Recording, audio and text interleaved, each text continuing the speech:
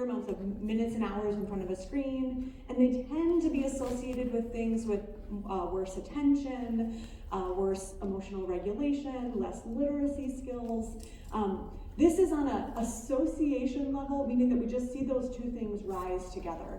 The challenge as we're working with actual children or we're turning towards the kids in our houses is two things. One is association, you may have learned this in your classes, doesn't tell us which is causing which.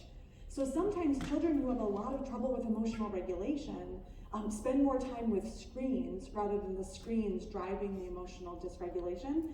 And for a lot of kids, it's a combination of both of those things. And then those statistics are also built on averages. So they tell us to pay attention. Those kinds of statistics, when you read those in the paper, what that means is pay attention. Screens are a big deal in the health and mental health outcomes for children and adolescents. What it doesn't tell us much is about the specific outcomes for a child who's living in our home, or the specific outcomes for every single kid in our classroom. Because the relationship between screen time and any individual kid's outcomes is quite complicated. And the set of questions that we want to have in our minds as both professionals and caregivers is not just, is there a TV on or not? Is there a phone or not? But the kinds of questions that really matter when it comes to outcomes are things like, why are they using technology and how do they react to it? Are they using technology to connect with an auntie who lives in another country and that's how they're staying connected, or are they using it to avoid friendships and game alone for hours? Those are really different purposes and really different uses of technologies. What kind of content are they engaging with? Are they engaging with relatively age-appropriate content or violent or harmful content? Totally different outcomes. What are their coping skills? We'll talk a lot about this. How much and when do they use technology? And what access do they have to trusted adults to help them make sense of what they're doing in digital spaces? I'm going to use this driving really different outcomes, and then I want to hear kind of how you're making sense of that, right?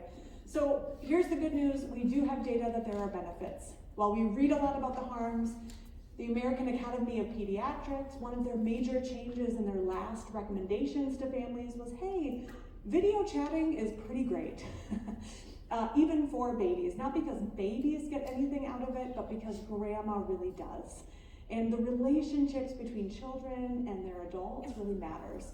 So things like connecting with family, shared media experiences, when kids are using technology to connect with friends, and those friendships are by and large healthy. We see this as protective, and the positive ways that we've already said kids are using this for learning.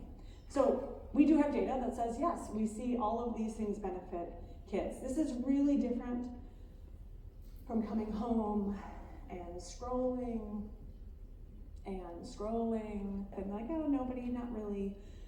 And this sort of hyper-passive use of really visual media, which is just a fancy way to say TikTok and Instagram, is associated with worse mental health outcomes, right? So if we're not purposely using it to align with sort of like something that's going to be good for me, but using it to avoid feelings or to avoid friendships, we see worse outcomes. The kind of content kids watch really, really matters. And the band of what's appropriate content gets more narrow the younger the child. We'll talk about that a little bit later. But age-appropriate content, we actually see some great or some either neutral or sometimes beneficial pro-social outcomes. Violent or age-inappropriate content, we see worse outcomes.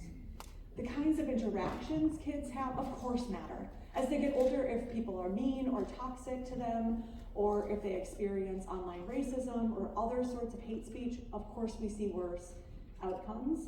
If they have a sense of belonging, if they have a sense of respect from their online interactions, they have better outcomes.